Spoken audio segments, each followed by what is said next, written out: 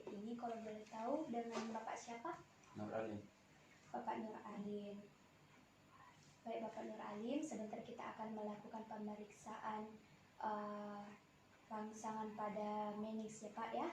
Sebentar, mungkin saya akan mengangkat beberapa bagian dari tungkai dan tangan Bapak.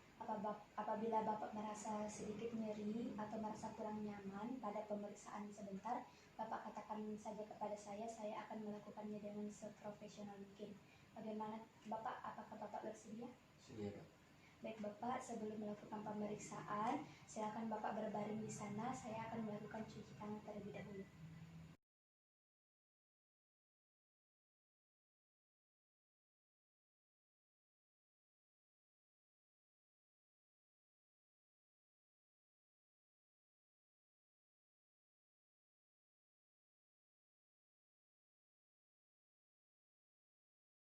Di sini kita akan melakukan pemeriksaan kaku kuduk dan kerniksai.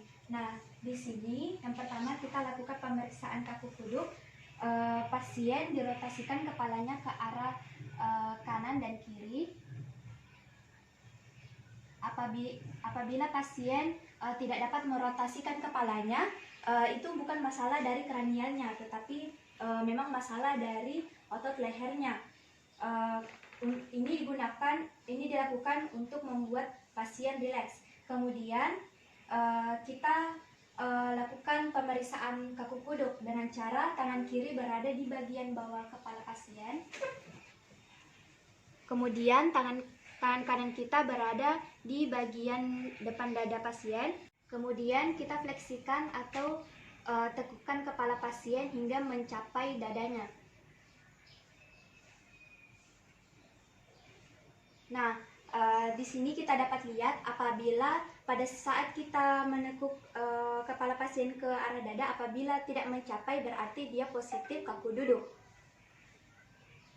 Di sini kita akan melakukan pemeriksaan kerniksai, di mana paha akan difleksikan pada persendian panggul hingga membentuk 90 derajat.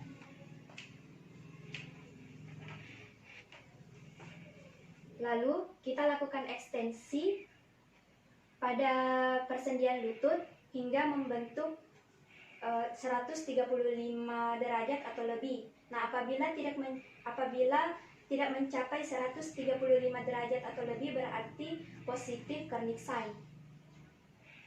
Ini dilakukan pada kedua kaki dengan cara yang sama.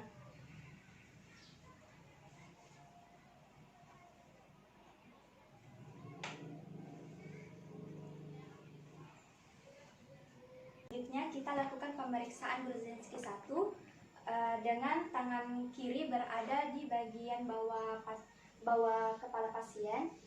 Kemudian tangan kanan berada di atas dada pasien untuk menahan pasien untuk tidak mengangkat badannya, seperti ini. Nah, apabila Brudzinski 1 positif, pada saat kita tekukan dagu pasien ke arah dada, akan terjadi fleksi tungkai bawah secara involunter, seperti ini.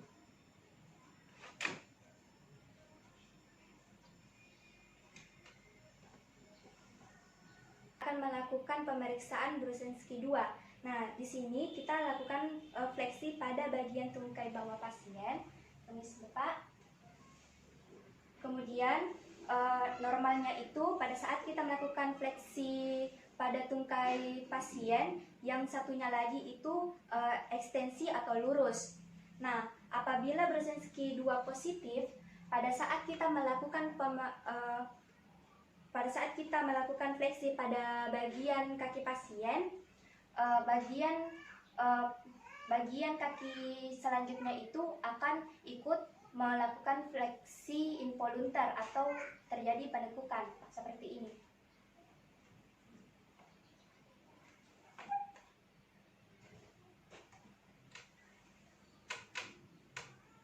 Ini dilakukan dengan sebelahnya lagi.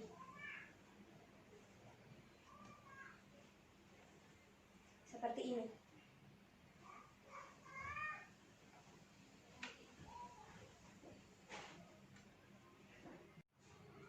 Selanjutnya kita lakukan pemeriksaan pada Brudzinski 3. Nah, di Brudzinski 3 ini kita lakukan penekanan pada os zygomatikus pasien. Ini Bapak. Nah, apabila normal, tidak ada terjadi fleksi apapun pada ekstremitas bagian superior. Nah, apabila positif Brudzinski ketiga, pada saat kita memberikan tekanan pada bagian os zygomatikus pasien, maka akan terjadi fleksi involunter pada ekstremitas superior seperti ini.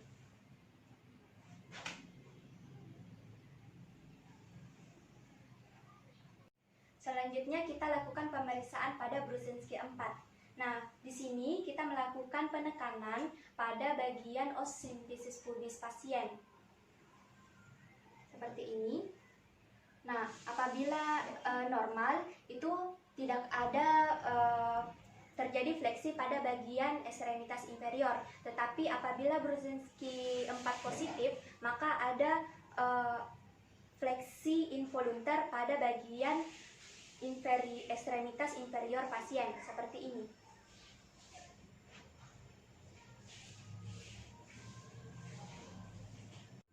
Baik Bapak, pemeriksaannya telah selesai. Silakan menuju ke meja konsultasi lagi. Saya akan melakukan cuci tangan.